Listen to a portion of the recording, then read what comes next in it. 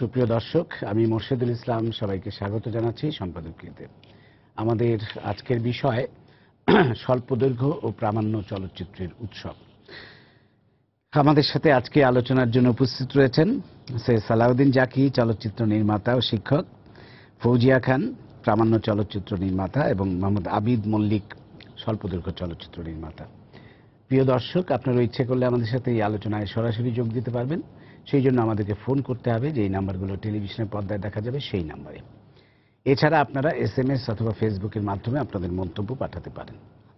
তো আমরা আলোচনায় যাবার আগে একটু দেখে নেব এই মুহূর্তের প্রধান শিরোনামগুলো। সিলেটে ছাত্রলীগ নেতা বদরুরের হামলায় আহত খাদিজা এখনো আশঙ্কাজনক অবস্থায়। হামলাকারীর সর্বোচ্চ শাস্তির দাবিতে উত্তাল সিলেট, সড়ক অবরোধ।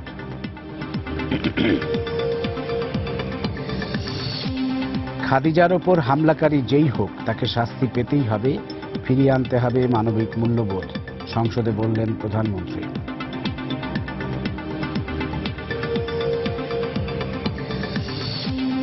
খাদিজার ওপর হামলার ঘটনায় রাজধানীতে বিএনপির মানববন্ধন।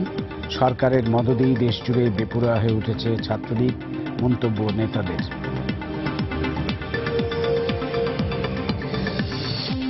ওভারপাস নির্মাণ কাজ শেষ না হওয়ায় ঢাকা চট্টগ্রাম মহাসড়কের 4 লেনের সুবিধা মিলছে না। দুর্ভোগে ব্যবহারকারীরা, ঠিকাদারি প্রতিষ্ঠানের সাথে চুক্তি বাতিলের সিদ্ধান্ত। এবং দুর্গাপূজার সব প্রস্তুতি শেষ, মণ্ডপে মণ্ডপে নান্দনিকতা।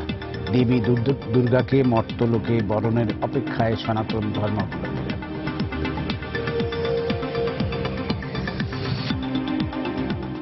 আমরা এবার চলে আসবো আমাদের আলোচনায়। আমরা জানি যে এই মুহূর্তে ঢাকায় বাংলাদেশ শিল্পকলা একাডেমির উদ্যোগে, ঢাকা সহ সারা দেশের শিল্পকলা একাডেমিগুলোতে চলছে বাংলাদেশ স্বল্পদৈর্ঘ্য প্রামাণ্য চলচ্চিত্র উৎসব, যেটি 2 অক্টোবর শুরু হয়েছে এবং শেষ হবে 8 অক্টোবর। তা আমরা আজকে সেই উৎসবটিকে কেন্দ্র করেই আমরা একটু আমাদের স্বল্পদৈর্ঘ্য এবং প্রামাণ্য চলচ্চিত্রের কি অবস্থা সেটা নিয়ে একটু আলোচনা করব। প্রথমেই জাকি ভাই, আপনাকে দিয়ে শুরু করি। এই উৎসবের ছবিগুলো, অধিকাংশ ছবি আপনার দেখার সুযোগ হয়েছে, কারণ আপনি উৎসবের যে জুরি বোর্ড, সেই জুরি বোর্ডের চেয়ারম্যান হিসেবে দায়িত্ব পালন করছেন। আপনার কি মন্তব্য, মানে আমাদের স্বল্পদৈর্ঘ্য বা প্রামাণ্য চলচ্চিত্রের অবস্থানটা ঠিক কোথায় এখন, বা মানটা কিরকম মনে হয় আপনার? আসলে ছবির নিয়ে তো জীবন, আমাদের সবার জীবন। তো ছবি দেখার ব্যাপারেও একটা বিরাট আনন্দের ব্যাপার থাকে। তার পাশাপাশি যেহেতু এই স্বল্পদৈর্ঘ্য এবং প্রামাণ্য চিত্রের আন্দোলন যদি বলি একটা, সেই আন্দোলনের সঙ্গে প্রথম থেকেই সম্পৃক্ত ছিলাম। এবার শিল্পকলার উদ্যোগে যেটা হয়েছে, এটার ব্যাকড্রপ আমাদের আলোচনার মধ্যে দিয়ে বেরিয়ে আসবে।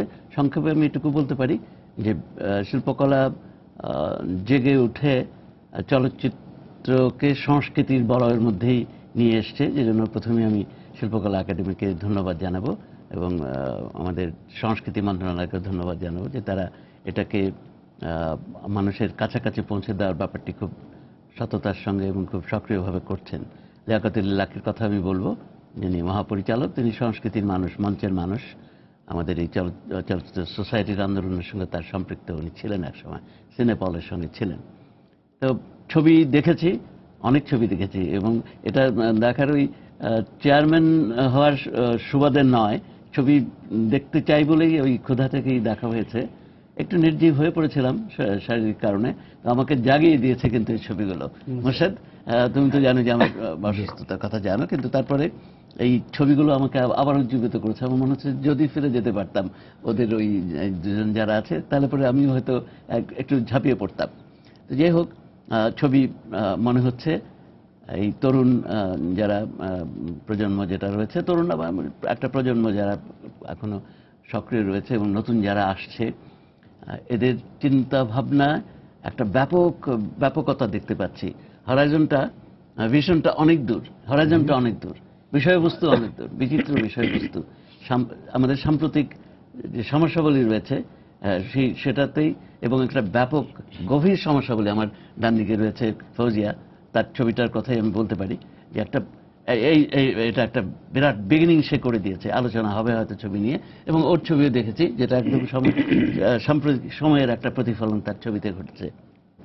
অবশ্যই আমি বলবো যে তৃপ্ত হয়েছি, ছবি দেখে তৃপ্ত হয়েছি। উৎসব তো এবং ফলাফল সেটা অন্য কথা, দ্যাটস ডিফারেন্ট থিং। ফুজিয়া, তোমার কাছে আসি। প্রথমে একটু তোমার ছবির সম্পর্কে একটু জেনে নিই, যে ছবিটা এই উৎসবে দেখানো হচ্ছে। আমার ছবির নাম যে গল্পের শেষ নেই। ছবির বিষয় যদি বলি, সেটা নারীর যৌনতা। এখন যৌনতা তো হচ্ছে অনেকভাবে অনেক রকম করে দেখা যেতে পারে। এই ছবিতে মূলত যেটা আমি চেষ্টা করেছি সেটা হচ্ছে বিয়ে যে আমাদের সম্পর্ক, মানে আমাদের সমাজে বিয়েটা হচ্ছে আপনার আইনত হচ্ছে গ্রহণযোগ্য একটা সম্পর্ক, যেই সম্পর্কের মধ্য দিয়ে যৌনতার ব্যাপারে সমাজ সম্মতি দেয়। তো আমার ছবিতে 5 জেনারেশন যদি বলি, 5 প্রজন্মের নারীর, বিবাহিত নারী, তাদের বিয়ে সম্পর্কের ভেতর দিয়ে এই যৌনতার বা শরীরের সম্পর্কটাকে সে কিভাবে এক্সপেরিয়েন্স করে। তো সেটা বলবো যতটা না শারীরিক, তার চাইতে আসলে অনেক বেশি সোশ্যাল পার্সপেক্টিভে বিষয়টাকে দেখা। এবং আমাদের দেশের তো এখন আমরা বলি 45 বছর হয়েছে, এই 45 বছরের একরকমের একটা জার্নি। কিন্তু আমি ছবির নামটা যেই কারণে যে গল্পের শেষ নিয়ে রেখেছি, যে দেখি যে সে একদম বয়োজ্যেষ্ঠ যিনি, তার অভিজ্ঞতার সঙ্গে মানে একেবারে সর্বকনিষ্ঠ যে, তার এক্সপেরিয়েন্সের, মানে আমাদের দেশ অনেক দিকে এগিয়েছে, অনেক মাত্রায় অনেক সূচকে এগিয়েছে, কিন্তু আমি বলবো যে শরীর সম্পর্ক এইসব ব্যাপারে আমাদের যে ট্যাবু আছে, যে কুসংস্কার আছে, সেই কুসংস্কারের জায়গায় আমার মনে হয় যে খুব একটা এগোই নেই, এবং আমাদের গল্পগুলো ঘুরে ফিরে একই একই একই। Interesting interesting. আবিদের কাছে আসবো, কিন্তু তার আগে আমাদের সাথে টেলিফোনে আছেন বাংলাদেশ শিল্পকলা একাডেমির মহাপরিচালক লিয়াকত লাকী। আমরা তাকে পেয়েছি এবং আমরা তার কাছ থেকে একটু জেনে নেব উৎসব। লাকী ভাই, আপনি যদি আমাদেরকে একটু এই উৎসবটি সম্পর্কে এবং কেন আপনারা এই আয়োজনটি করছেন, কি ধরনের আয়োজন, একটু যদি বলেন। 1974 সালে জাতির জনক বঙ্গবন্ধু শেখ মুজিবুর রহমান যখন শিল্পকলা একাডেমি প্রতিষ্ঠা করেন, তখন চলচ্চিত্র বিভাগটি যুক্ত করেছিলেন। তো যাই হোক, যে কোনো কারণেই হোক, সেই বিভাগটি আসলে সক্রিয় ছিল না। আমার কাছে মনে হয়েছে যে আমাদের শিল্পের কথা যদি বলি, আমাদের সংস্কৃতির কথা যদি বলি, চলচ্চিত্র বাদ দিয়ে আসলে শিল্পকলা একাডেমির কার্যক্রম তো পরিপূর্ণ হতে পারে না। আমরা গত 5 বছর যাবৎ সবচেয়ে বেশি সক্রিয় রেখেছি আমাদের এই চলচ্চিত্র বিভাগটি, এবং সেখানে নানা ধরনের আয়োজন। এখানে যারা আলোচক হিসেবে আছেন, আমি সবাই বরেণ্য। চলচ্চিত্র শিল্পের অনেক অবদান তারা রেখেছেন এবং চলচ্চিত্র সংসদ আন্দোলন করছেন 50 বছর যাবৎ। তাদের যে স্বপ্নগুলি ছিল, সেই স্বপ্নের বাস্তবায়নটাই আসলে ঘটানোর জন্য শিল্পকলা একাডেমি কাজ করে চলেছে। এবং আমরা গত বছর একটি জাতীয় চলচ্চিত্র, মানে বাংলাদেশ চলচ্চিত্র উৎসব করেছি। আমাদের শক্তিটা একটা জায়গায়, সেটা 64টি জেলায় আমরা শিল্পকলা একাডেমি যেখানে রয়েছে, সেখানে চলচ্চিত্র প্রদর্শনের ব্যবস্থাগুলো আমাদের যা যা প্রেরণ করা দরকার, সে প্রজেক্টের সহকারে সব আমরা সেখানে পাঠিয়েছি। এবং সেখানে প্রত্যেকটি জেলায় একটা করে ওই চলচ্চিত্র সংসদও গঠিত হয়েছে। তো ওই সাফল্যের পরে আমরা একটু আশাবাদী হয়ে উঠলাম, এবং আমরা জানি যে স্বল্প দৈর্ঘ্য এবং প্রামাণ্য চিত্র আমাদের দেশে একটা বিশেষ ভূমিকা পালন করে চলেছে, সেটির একটি উৎসব হওয়া দরকার। এবং আমরা 3টি ফেডারেটিভ বডি, মানে federation of film society, short film forum এবং প্রামাণ্য চলচ্চিত্র পর্ষদ, তাদেরকে নিয়ে আমরা এই আয়োজনটা করেছি। এবং আমি জানি এটা আমাদের সকলেরই কষ্টের জায়গা, যে এত চলচ্চিত্র প্রেক্ষাগৃহ ছিল, সেখান থেকে কমে কমে যে জায়গাটা এসেছে, এটা একটা ভয়াবহ জায়গা। আমি সেখানে কিন্তু ভালো ছবি আমরা প্রদর্শন করতে পারছি না। আমি মনে করি 64টি জেলা পরে আমরা যেহেতু শিল্পকলা একাডেমি 490টি উপজেলা পর্যন্ত সম্প্রসারিত হয়েছে এবং আমরা কমপ্লেক্স নির্মাণ করতে শুরু করেছি, আমার বিশ্বাস যে সেই উপজেলা পর্যায়েও আমরা এই চলচ্চিত্রের প্রদর্শনে এবং চলচ্চিত্র চর্চার যে ধারাটি আমরা প্রসারিত করতে পারবো, এবং সেই উদ্দেশ্যে আসলে আমাদের এই আয়োজন। লাকী ভাই, আপনি একটা কথা বলছিলেন, আপনি এবং আমাদের মাননীয় সংস্কৃতি মন্ত্রী আমাদের প্রিয় নূর ভাই, আপনারা দুজনেই উৎসবের উদ্বোধনী দিনে বলছিলেন যে আপনাদের একটা পরিকল্পনা আছে যে শিল্পকলা একাডেমিতে একটু ছোট্ট আকারে হলেও একটি ফিল্ম সেন্টার জাতীয় প্রতিষ্ঠা করার জন্য, এবং যেখানে নিয়মিতভাবে দর্শকরা ভালো ছবি দেখার সুযোগ পাবেন, সেটা যদি একটু বলেন আমাদের। হ্যাঁ, এটি আসলে ফিল্ম সেন্টারতে যে আমরা এককভাবে আমরা এই ভাবনাটা আমাদের এসেছে না, সেখানে আপনিও ছিলেন এবং আমাদের এখানে যারা আছেন তারা সকলে মিলেই একটা যে সংকটটা নিরূপণ করে বলা হয়েছে যে আমরা যদি একটা ফিল্ম সেন্টার পাই, সেখানে আমরা আসলে প্রত্যেক দেশে, এমনকি আমাদের পার্শ্ববর্তী পশ্চিমবঙ্গে, সেখানে নন্দন যেটা রয়েছে সেখানে নিয়মিত ভালো ছবি দেখানো হচ্ছে, আমাদের ওইরকম একটা কমপ্লেক্স দরকারি, এবং সেটি আমি আলোচনা করেছি আমাদের এই চারুকলা যার আরো 3টি ফ্লোর হবে, সেখানে ওই একটা সিনেপ্লেক্সের মতো মঞ্চ আমরা এখানে নির্মাণ করব। সেটি মন্ত্রী মহোদয় তো সেদিনও ঘোষণা করেন, সেটি আমাদেরই একটি স্বপ্নের বা আকাঙ্ক্ষার একটি বাস্তবায়ন ঘটবে। এছাড়াও মাননীয় প্রধানমন্ত্রী, আপনারা হয়তো জেনেছেন, একটা ঢাকা অপেরা হাউস নামে একটি বড় কমপ্লেক্স নির্মাণের একটি পরিকল্পনা করেছেন, অনেক দূর তিনি এগিয়েছেন, এটা হাতির ঝিলের পাশে। সেখানে আমি বলেছি সেখানেও 2টি সিনেপ্লেক্স করার একটা প্রস্তাব আমরা দিয়েছি, যেখানে শুধুমাত্র একেবারে আন্তর্জাতিক যে বিখ্যাত যে চলচ্চিত্রগুলো, ভালো ছবি দেখার একটি সেন্টার সেখানে আমরা নির্মাণ করতে পারবো। আমার মনে হয় এটি আমাদের এই অনেক বড় স্বপ্ন, কিন্তু স্বপ্নগুলো আমি বিশ্বাস করি এই স্বপ্নের বাস্তবায়নটা ঘটবে। ধন্যবাদ লাকি ভাই, ধন্যবাদ আপনাকে। আবারও অভিনন্দন জানাচ্ছি বাংলাদেশের সকল চলচ্চিত্র কর্মীর পক্ষ থেকে শিল্পকলা একাডেমিতে চলচ্চিত্র বিভাগটিকে অ্যাক্টিভ করার জন্য এবং এই ধরনের চলচ্চিত্র উৎসব আয়োজনের জন্য। আশা করি এই ধারা অব্যাহত থাকবে। আপনাকে অশেষ ধন্যবাদ। আমরা চলে আসবো আবার আলোচনায়। এখন আবিদ মল্লিক, তোমার কাছ থেকে একটু জেনে নিই তোমার ছবির বিষয়বস্তুটা কি। আমার ছবির নাম পথ। মূলত আমি ঢাকা বিশ্ববিদ্যালয় থেকে মাস্টার পড়াকালীন সময়ে টেলিভিশন এবং ফিল্ম বিভাগ থেকে আমাদের একটি ছবি নির্মাণ করতে হয়। তো নির্মাণের সময় আমরা বিষয়বস্তু নিয়ে চিন্তা ভাবনা করতেছি। এই সময় আমরা যখন চিন্তা ভাবনা করতেছি, গুলশানে এই ঘটনাটা ঘটে, হলি আর্টিজানে।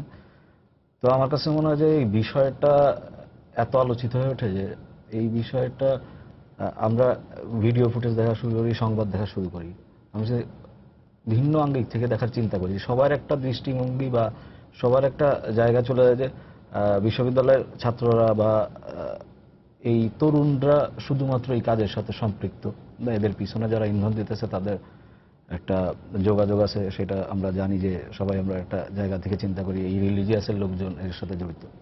এর বাইরে কি এই ধরনের ঘটনা বা পরিকল্পনা করা যায় না, বা অন্য মানুষ দিয়ে সাজানো যায় না, যেটা হচ্ছে যে মানুষের চোখে ধুলা দিয়ে আরো ভিন্নভাবে। এই জায়গা থেকেই আমার কাছে মনে হয় যে আমরা একটু যদি অন্যভাবে ভাবি, যে এখানে আমার ছবিতে একজন তরুণী, একজন বাচ্চা, যাদেরকে কুরিয়ার হিসেবে ব্যবহার করা হয়, কিন্তু আমরা গল্পটা শেষ করি অন্যভাবে, পথ এইভাবে শেষ করি যে এখানে একটা আমরা পজিটিভ দিক দেখাই যে না, আসলে আমরা কিন্তু চাইলেই পারি এখান থেকে ফেরত আসতে। আমরা যে ভাবে হোক, যে পরিপ্রেক্ষিতেই হোক, আমরা যদি এর সাথে সম্পৃক্ত হয়ে যাই, কিন্তু এখান থেকে আমাদের ফেরার একটা পথ থাকে।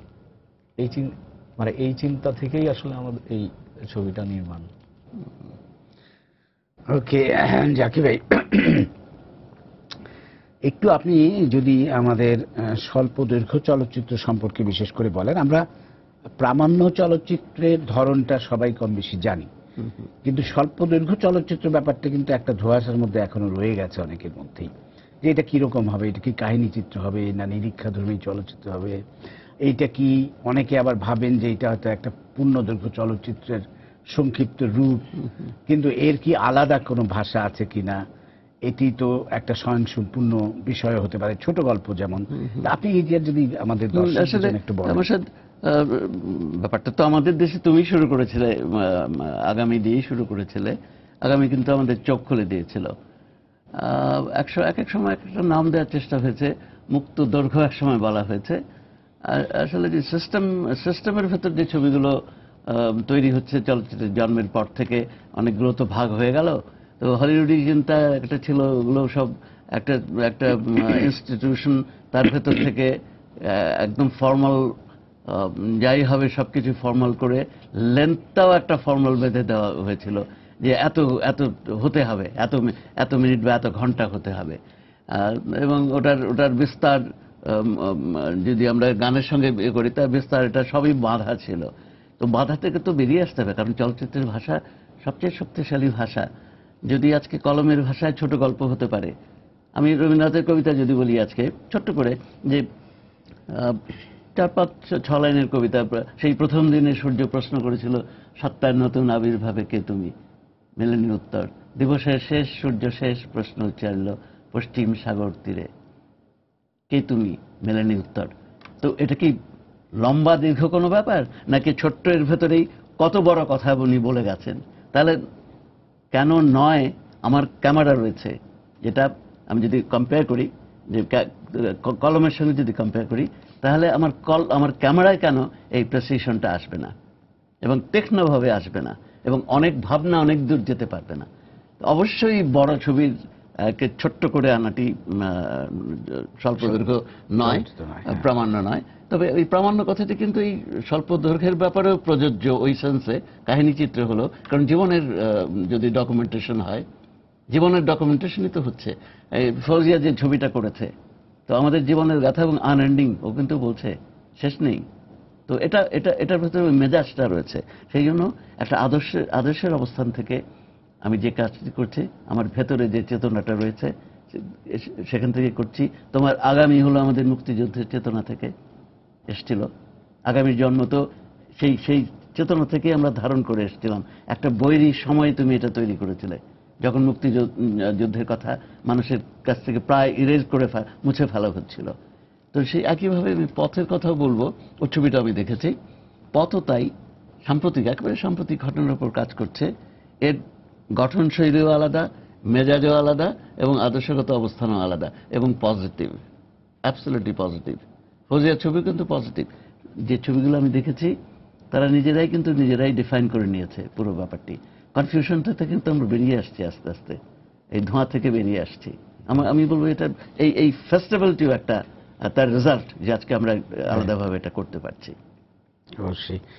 ফৌজিয়া, তোমার কাছে আসবো একটু, যে স্বল্পদৈর্ঘ্য চলচ্চিত্র আমরা যতই বলি এটা আলাদা, স্বতন্ত্র ভাষা আছে, সবকিছু আছে, কিন্তু এর একটা দৈর্ঘ্যেরও একটা সীমাবদ্ধতা আছে।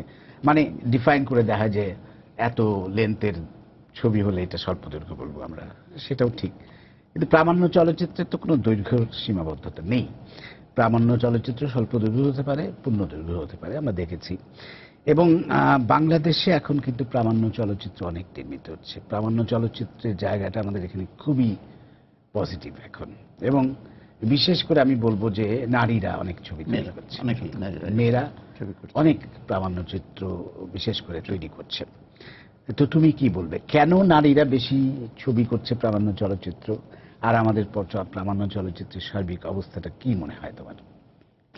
আচ্ছা, একটু যদি মানে এই কথায় আসবো, একটু আগেই যে আমরা কথা বলছিলাম যে স্বল্প দৈর্ঘ্য, মানে দৈর্ঘ্য কমই হতে হবে, বা আপনি একটু জেনার নিয়ে কথা বলছিলেন যে আমরা কি স্বল্প দৈর্ঘ্যের কাহিনী চিত্র বা প্রামাণ্য অথবা এক্সপেরিমেন্টাল।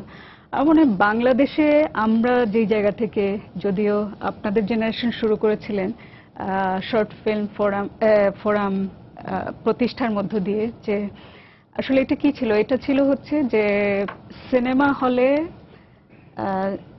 আপনার 3 ঘন্টা দৈর্ঘ্যের ছবি আমরা বানাতে পারছি না, সেই জায়গায় আমাদের ইন্ডিপেন্ডেন্ট ফিল্ম মেকিং এর একটা প্রকাশ হিসেবে ছোট দৈর্ঘ্যের আমরা ছবি বানানোর মধ্য দিয়ে আমাদের এই এফডিসি যে বাণিজ্যিক ঘরানার যে ছবি, স্টুডিও সিস্টেমের বাইরে যে ছবি বানানোর যে সেই জায়গা থেকে আমাদের দেশে স্বল্প দৈর্ঘ্যের মুভমেন্টটা শুরু হয়েছিল।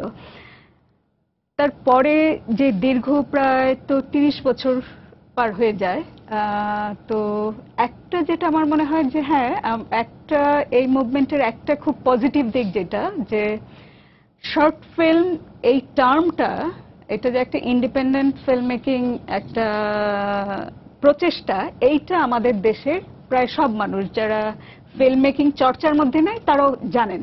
এইটা হচ্ছে আমাদের এই আন্দোলনের সবচেয়ে বড় অ্যাচিভমেন্ট। কিন্তু একটা যেটা আমার মনে হয় যে পৃথিবীর অন্যান্য দেশের ফিল্মের ইতিহাসের দিকে যদি আমরা তাকাই তাহলে দেখব যে আপনার ওদিকে যদি আমরা ইয়েতে দেখি, আপনার ফ্রান্সে দেখি যে নিউ ওয়েভ, ওদের একটা মানে বিশেষ মানে ফিল্মের ল্যাঙ্গুয়েজের দিক থেকেই ওরা একটা বিশেষ ঘরানার ইয়ে করেছে। বা আপনার ব্রিটিশ ইয়েতে দেখি যদি, বা জার্মানিতে এক্সপেরিমেন্টাল ফিল্মের ইয়েতে দেখি, আমাদের দেশে আমরা ছবির যে শৈলী, সেই শৈলীর জায়গা থেকে বিশেষ কোনো স্টাইলের দিকে আমরা আমাদের শর্ট ফিল্মের যে মুভমেন্ট বা ইন্ডিপেন্ডেন্ট ফিল্মের যে মুভমেন্ট, সেটাতে বিশেষ কোনো শৈলীর দিকে আমরা নিয়ে যেতে পারি নাই। আমরা ডকুমেন্টারিও করেছি। তো এখন আমার মনে হয় যেটা, সেটা হচ্ছে এখন স্বল্প দৈর্ঘ্য না বলে আমার মনে হয় যে ইন্ডিপেন্ডেন্ট ফিল্ম মেকিং, এইটা বোধহয় এখন একটা প্রপার টার্ম আমার কাছে লাগে। আমি তোমার সাথে কিছু ব্যাপারে একটু যুক্ত করতে চাই। সেটা হচ্ছে আমাদের এখানে তুমি যেটা বলেছো যে স্বল্প দৈর্ঘ্য চলচ্চিত্র শুরু হয়েছিল কারণ তখন আমরা ফুল লেন্থ ছবি করার সামর্থ্য ছিল না বলে শর্ট ফিল্ম করেছি, এটা ঠিক। কিন্তু আমাদের শর্ট ফিল্মটা কিন্তু শর্ট ফিল্মই হয়েছে, এটা পূর্ণ দৈর্ঘ্য ছবির বিকল্প হয়নি বা সংক্ষিপ্ত রূপ হয়নি।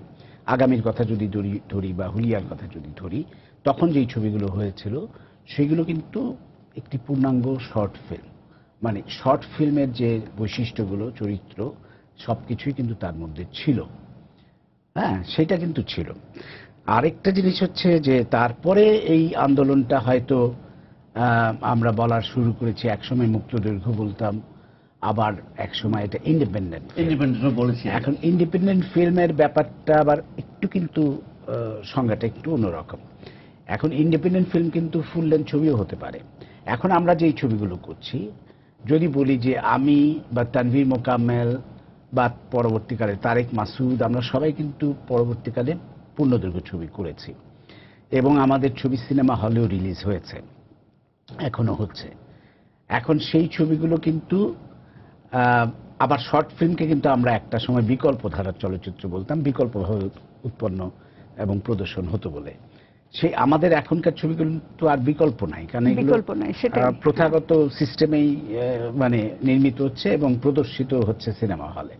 কিন্তু আমরা এগুলোকে আবার ইন্ডিপেন্ডেন্ট ফিল্ম বলছি। কিন্তু ইন্ডিপেন্ডেন্ট ফিল্ম এর চরিত্রগত দিক থেকে, এবং আমাদের একটা উদ্দেশ্য শুরুতেই ছিল এবং এখনো সেইটা আছে, সেটা হচ্ছে আমরা বাংলাদেশের চলচ্চিত্রে যে একটা সৃজনশীলতা বা মানে শিল্পের প্রকাশ হিসেবে চলচ্চিত্রকে ব্যবহার করা, যেটা আমাদের মূল ধারার চলচ্চিত্র বা এফডিসি ঘরানার যে চলচ্চিত্রে অনুপস্থিত ছিল, আমরা সেইটা আনার চেষ্টা করেছি এবং কিছু বলার, কিছু প্রকাশ করার চলচ্চিত্রের মধ্য দিয়ে সেটা করেছি। সেই দিক থেকে কিন্তু আমাদের ছবিগুলো এখনো আমরা যদি বলি এইটা ইন্ডিপেন্ডেন্ট ফিল্ম। তো সুতরাং এই পার্থক্য কিন্তু আছে। হ্যাঁ বলো। আচ্ছা, হ্যাঁ বলো। আমি কন্টিনিউ করবো। আচ্ছা, হ্যাঁ, তো হ্যাঁ একটু পার্থক্য আছে, কিন্তু আমি বলছি যে শুধুমাত্র দৈর্ঘ্যের জায়গায় না থেকে, মানে আসলে ওই ইন্ডিপেন্ডেন্ট এবং জেনারের দিক থেকে আমি বলবো যে একটা বিশেষ যে শৈল্পিক ধারা আমরা করেছি, দৈর্ঘ্যের মধ্যে সীমাবদ্ধ না থেকে, সেইটা বোধহয় আমাদের দেশের মুভমেন্টের ওইটা আমি বলবো যে ওই দিকে আমরা ট্রাই করিনি। আমাদের ছবির একটা সীমাবদ্ধতা আমি বলবো না আমরা ওই দিকে, ওই যে আমরা এই ঘরানারই শুধু ছবি করব সেরকম করে আমরা কিন্তু মুভমেন্টটাকে সেই দিকে নিয়ে যাইনি। আমার কাছে এটা আমার অবজারভেশন। আর আপনি যেটা প্রামাণ্য চিত্রের ব্যাপারে বলছিলেন, যে দুইটা ব্যাপার, যে এক হচ্ছে বাংলাদেশের প্রামাণ্য চিত্রের এখনকার বর্তমান অবস্থাটা কি, আর হচ্ছে মেয়েরা কেন আমরা অনেকে বেশি। আমার মানে মেয়েরা কেন বেশি, এই প্রশ্নটার উত্তর যদি দিতে চাই তাহলে আমার মনে হয় সবচাইতে আগে বলতে হয় মানজারে হাসিন মুরাদ এবং তার সূত্র ধরে স্টেটস টুয়ার্ডস ডেভেলপমেন্ট বলে একটা উন্নয়ন সংস্থা ছিল, তাদের একটা অডিও ভিজুয়াল সেন্টার ছিল। সেই সেন্টার আপনার ভিডিও মাধ্যমে প্রামাণ্য চলচ্চিত্র নির্মাণের প্রশিক্ষণ কর্মশালা তারা করত। প্রতি বছর তারা পরপর 4 বছর 4টা কর্মশালা করেছে। যে কর্মশালাগুলো তে অনেক মেয়েরা পার্টিসিপেট করেছিলেন এবং একটা কর্মশালা ছিল শুধুমাত্র মেয়েদের জন্য, মেয়েরা মেয়েদের বিষয়ে ছবি বানাবে। আচ্ছা। তো সেই সূত্রে আমি বলবো যে এখন বাংলাদেশে যারা প্র্যাকটিসিং ইয়াং ফিল্ম মেকার যারা আছেন, মেয়ে যারা, তাদের অনেকেই কিন্তু ওই কর্মশালার আসলে অংশ, মানে তারা সেইখানে অংশগ্রহণ করে এখন অনেকে ছবি বানাচ্ছেন। তো সেইটার একটা পার্সপেক্টিভ আছে। আরেকটা যেটা এখনকার যে সিনারিও বাংলাদেশে, বা যদি বলি পৃথিবী জুড়েই, আসলে কি হচ্ছে, এখন আমরা ডিজিটাল মাধ্যমে আমরা প্রবেশ করেছি। ফলে ছবি বানানোর যে আনুষঙ্গিক খরচ, যন্ত্রপাতি সবকিছু মিলিয়ে এটা অনেকটা হচ্ছে অনেক ব্যক্তির গ্রিপের মধ্যে চলে এসছে। ফলে স্বাধীনভাবে কেউ যদি চায় যে চলচ্চিত্র মাধ্যমে আমি আমার কথাটা প্রকাশ করব, তাহলে সেইটার একটা সুযোগ কিন্তু তৈরি হয়েছে, যেহেতু হচ্ছে ইনভেস্টমেন্টটা এখন অনেক কমে এসছে, সেইটা একটা ব্যাপার। সেই সূত্রে প্রামাণ্যচিত্রের চর্চা আমি বলবো যে বাংলাদেশে অনেকটা করার সুযোগ হয়েছে। আরেকটা যেটা হচ্ছে আরো বেশি হওয়ার কথা ছিল, আমাদের দেশে এখন অনেকগুলো টেলিভিশন চ্যানেল, টেলিভিশন তো 24 আওয়ার্স রান করছে, এবং টেলিভিশনের একটা বড় জায়গা জুড়ে আছে হচ্ছে তথ্য, আমি বলবো খবর। তো প্রামাণ্য চলচ্চিত্র যেহেতু বাস্তব জীবন নিয়ে, বাস্তব ঘটনা নিয়ে, তো এটার এতগুলো টেলিভিশন, সেই সূত্রে আরো অনেক প্রামাণ্যচিত্র নির্মাণ এবং প্রদর্শন হওয়ার বাস্তবতা ছিল। কিন্তু দুঃখজনক যে সেটা টেলিভিশনগুলো সেইভাবে এগিয়ে আসছে না। 71 টেলিভিশন কিছু ছবি কিছুটা হয়েছে। তো যাই হোক, আবার আসবো পরে তোমার কাছে। আবিদ, তোমার কাছে আবার যাই। তোমার কি মনে হয় যে বাংলাদেশের স্বল্পদৈর্ঘ্যের চলচ্চিত্রের অবস্থাটা কি এখন, এবং যেটা বলা হচ্ছে যে আসলে আমরা ঠিক সেইভাবে একটা নির্দিষ্ট ধারা বা বৈশিষ্ট্য আমরা সৃষ্টি করতে পারিনি হয়তো আমাদের চলচ্চিত্রে, বা আমাদের চলচ্চিত্রের কি বলবো একটা ল্যাঙ্গুয়েজ দাঁড় করাতে পারিনি, বা ন্যাশনাল ফিল্ম বলতে আমরা যেটা বুঝি সেটাও আইডেন্টিটি বলতে পারি, আইডেন্টিটি সেইভাবে হয়তো দাঁড় করাতে পারিনি। সেটা একটু বলো। আর তোমার চলচ্চিত্রে আসার অভিজ্ঞতাটাও আমরা একটু সেই সাথে জানতে চাই। খুব যে কথাটা আপনি বলছেন যদি তাই হয়, আমি যদি একজন দর্শক হিসেবেও দেখি, আমি ময়নামতি ছবি দেখছি, আমি বেদের মেয়ে জ্যোৎস্না দেখছি, এই দেখতে দেখতে হঠাৎ করে চাকা দেখছি, আমি হঠাৎ করে আমি ঘুড্ডি দেখছি। আমি তুলনা করার চেষ্টা করছি যে আগের দিন যে ছবিটা দেখলাম এই ছবির সাথে এই ছবির কোনো মিল নেই, এটা কি ছবি। আমার আশেপাশে কেউ ছিল না, আমি যশোরে মানুষ, হই মফস্বলে, মানে জিজ্ঞাসা করার লোক নাই যে আচ্ছা সবসময় একরকম ছবি দেখতেছি। আমার বাবা নিয়ে যেত প্রত্যেক শুক্রবারে, আমাদের ফ্যামিলি একটা নিয়মই ছিল, আমরা সবাই মিলে ছবি দেখতাম সন্ধ্যাবেলায়। আমাদের এই হচ্ছে একটা কালচার। পরবর্তীতে চলচ্চিত্রের প্রথম শিক্ষক আপনারা এই কারণে বলতে হবে যে চলচ্চিত্র এবং প্রথম আলো একটা রচনা মানে প্রতিযোগিতা আয়োজন করে, আমি ওইটাতে অংশগ্রহণ করি। এরপরে ঢাকায় আসি, একদিনে একটা ওয়ার্কশপে অংশগ্রহণ করি এবং সারাদিনের শিক্ষক ছিলেন আপনি। এই ঢাকা আসার পর আর ঢাকা ছাড়তে ইচ্ছে করলো না। শর্ট ফিল্ম ফোরাম তখন একটা চলচ্চিত্র নির্মাণ কর্মশালার আয়োজন করে, আমার 96-এ। আচ্ছা, তখন আমি যাই, আমার দেখে বললো যে বাবা তুমি তো অনেক ছোট মানুষ, তুমি এখানে কি করবা। বললাম যে আমার ছবি ওনার খুব ইচ্ছা, আমার নিতে হবে। বলে যে এইখানে সব বড় বড় লোকজন, একটু অ্যাডভান্স কোর্স, তুমি পরে আসো। তো বলতেছি যে না, আমি এখান থেকে আমার না নিলে আমি যাবো না। তো মানজে হাসান মুরাদ তখন ছিল, আমি এখন চিনি, তখন আমি তারে চিনি না। আচ্ছা ওই ছেলেরা নাও দেখি কি করে। তো পরদিন সত্যি সত্যি আমার এই কোর্সে নেওয়া হয় এবং আমি আসি জার্মান কালচারের মাঠে সামনে যে জায়গাটা। প্রথম দিন আমি যখন ঢুকি তখন একটা ক্যামেরা, তখন আমি চিনি না, দেখি 16 mm একটা ক্যামেরা রাখা, এবং প্রথম দিন প্রত্যেককে ভিউ ফাইন্ডারে চোখ দেওয়ার একটা সুযোগ করে দেওয়া হয়েছে। আমি না ডাউন চোখ দিব না বাম চোখ দিয়ে বুঝতেছি না কি হবে, যে তোমরা একটু দেখো তারপর আমরা ক্লাসে ঢুকবো। তা একজন ছিল, উনি বললো যে এদিকে আসো, এইভাবে এক চোখ বন্ধ করে এইভাবে তাকাও।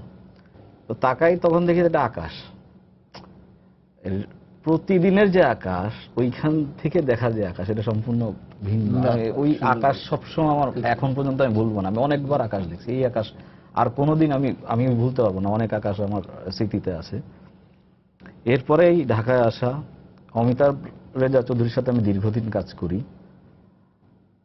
তারপরে এই কাজ করতে যে একটা সময় এসে আমার কাছে মনে হয় যে আমার একটু পড়াশোনার দরকার ইনস্টিটিউটের। কারণ আমি যখন কাজ করতাম তখন আপনার ছবি করত একজন চিত্রগ্রাহকের নাম আমি বলি FTI pass out, Apu Rozario. আমরা ফাঁকে ফাঁকে গল্প করতাম যে মোর্শেদ ভাই আজকে এইভাবে ছবি বানাইছে, আজকে আমরা যেন এইভাবে শুটিং করছি, আজকে সোনার গায়ে আমরা কাজ করছি। এই গল্পগুলো যখন শুনতাম মনে হচ্ছে যে সিনেমা চলচ্চিত্রে বানানোর এইরকম একটা অ্যাডভেঞ্চার, এই যে চলচ্চিত্র দিয়ে এত কিছু বলা যায়, ছবি দেখা শুরু হয়, পরবর্তীতে মনে হয় যে একটা ছবি বানানোরই দরকার। তখন একটা সময় একটা প্রসঙ্গ খুব আলোচিত হচ্ছিল যে খুব ঢাকায় তখন এরকম হচ্ছে যে আওয়ামী লীগ বিএনপির মারামারি, ককটেল ছোড়াছুড়ি, ককটেল একটা বিষয় রয়েছে, ককটেল। এবং সবচেয়ে বাজে ব্যাপার ছিল যে ককটেলগুলো অনেক সময় বিস্ফোরিত হতো না, তো বিভিন্ন কোণাকাঞ্চিত পড়ে থাকতো এবং বাচ্চারা যারা বিভিন্ন সময় এটা খেলতে গিয়ে আহত হইতো। আমাদের পত্রিকায় একটা লম্বা সময় ধরে এরকম আসতেছে। ওই বিষয় নিয়ে আমি হঠাৎ করে একটা ছবি বানাই এবং এক রাতে আমরা বৈশাখ গল্প করতে করতে বানাই ফেলি। শর্ট ফিল্ম ফোরামের এই উৎসবে আমরা দিই এবং এটা নির্বাচিত হয়, ইন্টারন্যাশনাল ফিল্ম ফেস্টিভ্যালে নির্বাচিত হয়, আরো 2টা ফেস্টিভ্যাল নির্বাচিত হয়। একটা টেলিভিশন চ্যানেল বলে যে আপনাদের এই ছবিটা দেন, আমরা সেটা কবে এটা হচ্ছে 2007-এ, এবং তারা কিনেও নেয়। কিনে নেওয়ার পরে একটা মজার ব্যাপার হচ্ছে বিষয় নির্বাচনের সময় আমার কাছে মনে হচ্ছিল যে এটা একটা টুলস, বা আমি যেটা বলতে চাই, আমি যদি একটা ছবি অনুদানের জন্য নির্মাণ করতে চাই, আমার অনেক রকম চিন্তা ভাবনা, কারো ফান্ডিং এর জন্য আসে যায়। এই ছবিটা মনে হচ্ছে পকেট থেকে টাকা পয়সা দিয়ে একটা ছবি বানাই, যে ছবিটা দিয়ে না আমার এক্সপ্রেশন, আমি যেটা বলতে চাই। কারণ লেখক একটা তার কথা বলতেছে, একজন শিল্পী তার মতো ছবি আঁকতেছে, ফ্রিডম এক্সপ্রেশন যদি বলি, আমার কাছে মনে হয়েছে যে আমার একটা দায়বদ্ধতা আছে। আমি তো আসলে আমি মিছিলে যাইতে পারি, যাব না, যাই না তাও না, মিছিলেও যাই। আমি বিভিন্ন অন্যায় বলি, যে কোনো পক্ষ বিপক্ষ বা যে কোনো জিনিসের যে কোনো ইস্যুতে আমি অংশগ্রহণ করতে পারি, কিন্তু আমার আরেকটা শক্তি আছে, আমার আরেকটা মাধ্যম আছে যেটা চলচ্চিত্র, সেটা দিয়ে আমি আরো সহজে মানুষের কাছে যাইতে পারি। আমার কাছে মনে হচ্ছে যে স্বল্পদৈর্ঘ্য চলচ্চিত্র আমার জন্য সেই রকম একটা জায়গা, যেটা এই একটা ছোট্ট ছবি, একটা ছোট্ট মেসেজ, যেটা দিয়ে মানুষের কাছে চলে যেতে পারি, আমার কারোর উপর নির্ভর করতে হয় না। আমি আমার চলচ্চিত্র বানাইতে শুধুমাত্র শুটিং এর কথা তা না, অ্যানিমেটেড শর্ট সারা পৃথিবী জুড়ে বিখ্যাত। আপনারা যেগুলো করছেন, আমি আগামী দেখছি, আমি হুলিয়া দেখছি, আমার সমস্ত চলচ্চিত্র আমার দেখা, আমার কাছে দেখা মনে হচ্ছে এই চলচ্চিত্র তো আলাদা। যদি আইডেন্টিটি তৈরি না হয় তাহলে আমি এই চলচ্চিত্রগুলোকে আমি কিভাবে আলাদা করি যে বাণিজ্যিক ছবি সেই ছবি থেকে? আমি একটু মজার কথা বলছি। তুমি তো বললে যে তুমি ভর্তি হতে এসে তো তোমার বয়স খুব কম। আমার পাশে যে বসে আছেন উনিও এসেছিলেন, উনি তখনও আমাদের ফার্স্ট কোর্স যেটা আর্কাইভের কোর্স আলমগীর কবির সাহেবের তত্ত্বাবধানে হয়েছিল, তো মোর্শেদ এসে হাজির। ও তখনও গ্রাজুয়েশন হয়নি তার, তো কারণ সরকার থেকে যেটা নীতি নির্ধারণ করে দেওয়া হয়েছিল গ্রাজুয়েশন থাকতে হবে, তারপরে এই কোর্স করতে পারবে। কিন্তু ওর মানে প্রচন্ড উৎসাহটা কবির ভাই খুব একটা ফিল করেছিলেন, এবং রোদ সাহেব বোধহয় সে সময় দাঁড়িয়েছিলেন, তার পাশে দাঁড়িয়েছিলেন নাকি। আলটিমেটলি কিন্তু সবকিছু নিয়ম নীতি ভেঙে থেকে মোর্শেদ আসলো। সেদিন যদি না হতো তাহলে আজকে আমাদের এই মোর্শেদুল ইসলামকে আমরা পেতাম না। সুতরাং মাঝে মধ্যে একটু ভ্যারিয়েশন বা একটা ভাঙতে হয়, সবকিছু ওই একদম ফ্রেমে বেঁধে ফেললে হয় না। তো ফ্রেমে ভেঙে ফেলার ফল হিসেবে কিন্তু মোর্শেদ এসছে। তোমার যাত্রা তো তাই দেখছি আমি এখানে। ফৌজিয়া তার বলয় ভেঙে এসছে, মেয়েরা যে আমাদের এখানে ফিল্মে কাজ করবে, এগুলো এখানে তো ট্যাবু ছিল এক সময়, মেয়েরা ফিল্মে কাজ করবে, তো কাজ করতে এসছে। আমার মনে হয় যে এই আমাদের যে আন্দোলনটি তার সাকসেস কিন্তু এখান থেকেই বেশ কিছুটা আমরা অনুধাবন করতে পারছি, বুঝতে পারছি। মেয়েরা তো পরীক্ষাতেও ভালো করছে আজকাল ছেলেদের। যে আরেকটু জাকির ভাই যদি আপনার কাছে একটু জানতে চাই আমি, আপনি আমাদের শিক্ষক ছিলেন, আপনি অনেক চলচ্চিত্রকার আপনার হাত দিয়ে তৈরি হয়েছে বাংলাদেশের, এবং আপনার ছবি ঘুরডি দেখে কিন্তু আমরা চলচ্চিত্র বানাতে অনুপ্রাণিত হয়েছিলাম। আমার মনে আছে সেই সূর্য দিঘল বাড়ি, হ্যাঁ ফার্স্ট সেই তো একটু যদি বলেন, একটু মূল্যায়ন আজকে এই সুযোগে, যে আমাদের যেই শর্ট ফিল্ম বা প্রামাণ্য চলচ্চিত্র বা বিকল্প ধারার চলচ্চিত্র বা ইন্ডিপেন্ডেন্ট ফিল্ম যেটাই বলি না কেন, যেটা ফৌজিয়া বলল যে এটার কোনো সেই রকম কোনো ক্যারেক্টার দাঁড়ায়নি, হতে পারে, কিন্তু তারপরেও তো একটা প্রভাব রেখেছে, বা ও যেটা বললো যে ও দেখেই ওর মনে হয়েছে যে এটা তো একেবারেই আলাদা ছবি। তো একটু যদি আপনি আজকে মূল্যায়ন করেন। আসলে ফৌজিয়ার কথার পেছনে কিছু ডেফিনেটলি কিছুটা আমি মেনে নেব, পুরোপুরি মানব না এই জন্য যে একটা কনভার্জেন্স হতে কিন্তু একটু সময় লাগে, সময় দিতে হয়। প্রথমে একটু দিশাহারা ভাব থাকে, তারপরে থাকে হলো ঝোঁকে পড়ে এই শর্ট ফিল্ম এই বানাচ্ছে, ইয়াংরা নেমে গেছে, আমি একটু নামি। কিন্তু ওদের টিকে যাবে যারা যারা ওই যে ওর মতো যারা ওই চিন্তার থেকে আসে যে না কেন কলম যদি পারে, তুলি যদি পারে, তাহলে আমি ক্যামেরা দিয়ে নয় কেন, এই সাহসটা কিন্তু এখান থেকেই হয়েছে। মূল্যায়নের দিক থেকে আমি অবশ্যই বলবো যে ডেফিনেটলি যারা করছে ইন্ডিপেন্ডেন্ট, কথাটির কিন্তু নর্থ আমেরিকাতে আবার একটু ভিন্নভাবে এসেছিল। ওই ইন্ডিপেন্ডেন্ট হলিউড বলয় থেকে বেরিয়ে এসে ওই অর্থ সংগ্রহের যে একটা বিরাট কষ্ট, সেই কষ্ট ধারণ করে যারা কাজে নেমেছে এবং ভিন্ন চিন্তা থেকে এসেছিল, হ্যাঁ মিলে যায়, আমাদের সঙ্গে মিলেই যায়। এখানে হলিউড সিস্টেমের বাইরের একটা ব্যাপার ছিল। তো তুমি যে মূল্যায়নের কথাটা বলছো, এই একটি জায়গায় কিন্তু একটু পিছিয়ে আছি আমরা এখনো। একটা জিনিস কিন্তু মানুষের খেয়াল করবে যে কোনো সৃষ্টি ধর্মী কাজ একটা দান দিক তত্ত্বে চলে। ক্রিটিক, একজন ক্রিয়েটর থাকছে, ক্রিটিক থাকছে। আমাদের এই ক্রিটিক পার্টটি কিন্তু এখনো একদম পিছিয়ে আছে। সেজন্য আজকে এই ফোরামের মাধ্যমে আমরা যে এখানে বসছি, আমি সেদিন শিল্পকলাতেও বলেছি, যেখানে যাই এখন বলছি, ওই একটি কিন্তু তৈরি করতে হবে যারা সময়ের সঙ্গে নিজেরা আবার অগ্রসর হতে হবে। নাহলে আজকে অগ্রসর হয়ে ওই ছবিটা করেছে ফৌজিয়া, যদি আমি ক্রিটিক হিসাবে আমিও অনগ্রসর থাকি, তাহলে কিন্তু তোমার মূল্যায়ন হবে না। নদী ও নারী, আমি বলতাম ভিকটিম অফ সাইলেন্স, নীরবতার দিয়ে সে কিল্ড হয়েছিল। কারণ কি, সেই সময় যারা সমালোচনা লিখতেন বা চলচ্চিত্র সাংবাদিকতার কথা যদি আমরা বলে থাকি, এই মূল্যায়নটা তারা করতে পারেনি, কারণ তারা সময়ের সঙ্গে এগিয়ে যেয়ে এই মাধ্যমের সঙ্গে যাননি। এবং আমার মনে হয় তুমি যে প্রশ্নটা তুলেছ, এটা খুব একটা গুরুত্বপূর্ণ প্রশ্ন এসছে। মূল্যায়নটি ভীষণভাবে প্রয়োজন হবে, এবং সেজন্য আরেকটি ধারা তৈরি করতে হবে যারা এই ভিজুয়াল মাধ্যমে আমরা যে কাজ করছি তাদের একটা মূল্যায়নের ব্যাপারটি। তো আজকে আমি একটা সুযোগ যখন পেয়েছি এই চ্যানেলের মাধ্যমে, সময়ের মাধ্যমে, সময়ের দাবিটা হলো কিন্তু পাশাপাশি এই ব্যাপারটি গড়ে তোলা। তাহলে ফৌজিয়ার ছবি বা ধরো নতুন যারা করছে আরো, এদের ছবি, প্রত্যেকের ছবির একটা মূল্যায়ন হবে এবং ওদের ভেতরে একটা কনফিডেন্স লেভেলটা গ্রো করবে। এটা আর একটা সমালোচনা কিন্তু সহ্য করতে হবে। আমি তোমাকে বলছি, একটু মুরব্বী ভাষায় কথাতে বলছি এখন, কিন্তু আমি সহযোদ্ধা হিসাবে বলছি, ও বহু সমালোচনা সহ্য করেছে, ফৌজিয়া করছে, তোমাকেও করতে হবে, এবং তার ভেতর থেকে কিন্তু তুমি বেরিয়ে আসবে। বুঝতে পেরেছো? আমার মনে হয় যে এটার জন্য একটা শিল্পকলার মাধ্যমে বা যে কোনো মাধ্যমেও আমাদের ওই একটি ধারা যারা লিখবে কলম দিয়ে এই ভিজুয়াল মাধ্যমের উপর, তাদের তৈরি করা। ফৌজিয়া, অনেক মেয়েরা কিন্তু এখন মানে ফুল লেন্থ ছবিও করছে। মানে আমাদের শামীম আক্তারের কথা তো আমরা জানি, আরেকটি নতুন মেয়ে রুবায়াত হাসান, তোমার ওর নাম হচ্ছে রুবাইয়াত হোসেন, চমৎকার একটি ছবি কিন্তু তার আন্ডার কনস্ট্রাকশন করছে। তো তোমার কি মনে হয় আরো বেশি করে মেয়েরা কেন পূর্ণ দৈর্ঘ্য ছবি করতে এগিয়ে আসছে না? আমি বলছি না যে ফুল লেন্থ ছবি করতে হবে, নাহলে তো আর কিছু হলো না, আমি কিন্তু সেটা বলছি না, সেটা মনে করার কোনো কারণ নাই। প্রামাণ্য চলচ্চিত্র তৈরি করাও একটা বড় কাজ, এবং কেউ সারা জীবন সেটাই করে যেতে পারে। কেন হচ্ছে না, এবং তোমার কি কোনোদিন ইচ্ছে আছে কিনা যে এটা ফুল লেন্থ ছবি করার, ফিচার ফিল্ম?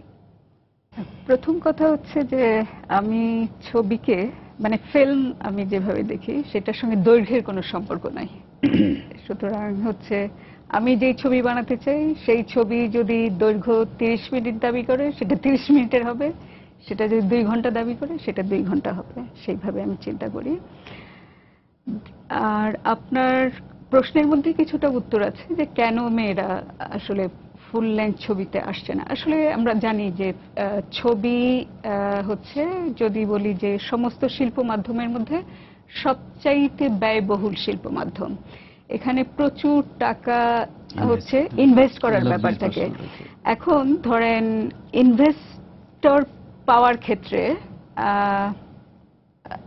আমি বলবো যে ছেলেরাও কি তাদের পছন্দ মতো একটা ছবি বানানোর জন্য এনাফ ইনভেস্টর পাচ্ছেন না। আর সেই ক্ষেত্রে আমরা তো জানি যে মেয়েরা আদার সেক্স, মানে তারা সমাজে অধস্তন অবস্থানে আছে। তো তাদের পেছনে, যেখানে সমাজের ওভারঅল ভিউটা হচ্ছে মহিলারা কম শক্তিশালী, তাহলে তার কাজের পেছনে অত টাকা লগ্নি কে করবে? রুবায়েতের বাবা বেশ ধনী মানুষ, ওর দুটো ছবি হচ্ছে ওর বাবা, হ্যাঁ বাবা সেই বিশ্বাস রেখেছেন যে তার মেয়েকে সেটা ইনভেস্ট করেছে। শামীম আপা, আমি যতদূর জানি ওনার এই ছবিটা তো উনি গভর্নমেন্টের অনুদান পেয়েছেন। এর বাইরে আরো একজন দুইজন, নার্গিস আক্তার করেছেন, তারপর তারপর গত বছর যে স্বামী কি নিপা বলে একজন, ও সরকারি অনুদান পেয়েছে। এই বছর দেখলাম আমাদের একজন অভিনেত্রীও পেয়েছেন। তো আশা করি যারা পাবেন তারা করবেন। তবে আমি আরেকটা যেটা বলতে চাই, একটু ওইটা হয়তো আমি জানি না পরে আলোচনা আসবে কিনা। আসলে কি আমার কাছে আমার মনে হয় যে ফিল্ম ইটসেলফ পৃথিবী জুড়ে আমরা একটা ট্রানজিশনের পিরিয়ডের মধ্যে আছি। আমরা আগের টেকনোলজি থেকে এখন এমন একটা টেকনোলজিতে আসছি, সিনেমা মানুষ এখন আর কিন্তু বড় মিলনায়তনে গিয়েই শুধু দেখছে তা না। শেষ পর্যন্ত আমি দেখি এখন মানুষ হচ্ছে মুঠোফোনে অ্যাকচুয়ালি ছবি দেখছে, ইন্টারনেটে মানুষ ছবি দেখছে। কাজে আমার মনে হয় আমরা যারা ছবি বানাই, মানে আসলে আমরা পূর্ণ দৈর্ঘ্য অথবা স্বল্প দৈর্ঘ্য এইগুলো নির্ধারণ করার সাথে মনে হয় আমরা যদি এই পার্সপেক্টিভ গুলাও আমাদের বিবেচনায় রাখি, তাহলে মনে হয় আমাদের নিজেদেরও ডিসিশন নিতে সুবিধা হবে। এবং হচ্ছে যে কেন আমি অন্য কিছু না করে ফিল্মই বানাতে চাই, সেই বিষয়টা নির্ধারণ করা, এবং সেই ফিল্মের দৈর্ঘ্য কতটুকু হবে, এবং সেই ফিল্ম আমি কি সিনেমা হলের ওই প্রডিউসারের পিছনে গিয়ে মায়া কান্না করব, নাকি আমি যেই গল্পটা বলতে চাই সেই গল্পটা বলার জন্য নিজেকে প্রস্তুত করব। আমার মনে হয় যে সেই বিষয়গুলো নির্ধারণ করাটা আরো বেশি জরুরি লাগে আর কি আমার কাছে। সেগুলো কিন্তু অনেক আগে, আমি 32 বছর আগে আমি আগামী তৈরি করেছিলাম, 84-এ আগামী রিলিজ হয়েছিল। এবং তখনও কিন্তু আমাদের এই একই, তুমি যেই কথাগুলো বললা যে ফিল্মের কোনো দৈর্ঘ্য নাই, আমার ছবি যত দৈর্ঘ্য ডিমান্ড করে তাই হবে, বা আমি আমার মতো করে এই ছবিটা বানাতে চাই, যেখানে খুশি দেখাবো, দেখানোর ক্ষেত্রে আমরা ঠিক প্রেক্ষাগৃহ মালিকদের মুখাপেক্ষি থাকবো না, সবগুলো সেখানে ছিল। যাই হোক, আমাদের সময় প্রায় শেষ। আমি আবিদের কাছে জানতে চাইবো জাস্ট কয়েক সেকেন্ডের মধ্যে, তোমার ভবিষ্যৎ ইচ্ছেটা কি ছবি নিয়ে? কত দূর যেতে চাও তুমি? চলচ্চিত্র নির্মাণ করতে যাই। আমাদের তরুণদের মধ্যে একটা হতাশা আছে যে ফান্ডের অভাব খুব সহজে সমাধান করা যায়। আমরা ব্যবসায়ের পিছনে না ঘুরি। সারা ওয়ার্ল্ডে, পৃথিবীতে এখন চলচ্চিত্র নির্মাতারা তরুণ নির্মাতাদের ফান্ড দেয়, তারা উৎসাহ দেয়। কারণ একজন ব্যবসায়ী আমার চলচ্চিত্রের ভাষা যতটুকু বুঝবে, তার চেয়ে একজন আমার অগ্রজ যে চলচ্চিত্র নির্মাতা, সে যদি আমার ছবি দেখে, সে যদি আগায় আসে। আর এখন তো গ্লোবাল মার্কেট, ফান্ড আমাদের দেশে এবার 6 জন যারা বাইরে থেকে ফান্ড পেয়েছে, তো মার্কেট ওপেন। বাইরের ফান্ডগুলো আমরা ধরতে পারি অবশ্যই। যাই হোক, আমাদের সময় শেষ আজকে। তো আমরা আশা করব আমাদের গল্পের শেষ নেই, এই গল্পের শেষ নেই। আমাদের তরুণ নির্মাতারা ছবি করবে এবং আমাদের শুধু স্বল্প দৈর্ঘ্য প্রামাণ্যচিত্র না, ওভারঅল আমাদের চলচ্চিত্র এগিয়ে যাবে। ধন্যবাদ সবাইকে। জাকির ভাই, অসংখ্য ধন্যবাদ। প্রিয় দর্শক, সবাইকে শুভেচ্ছা জানিয়ে শেষ করছি আজকের সম্পাদকীয়। আগামীকাল আবারও দেখা হবে রাত 10টায়। দেখার আমন্ত্রণ রইল। শুভরাত্রি।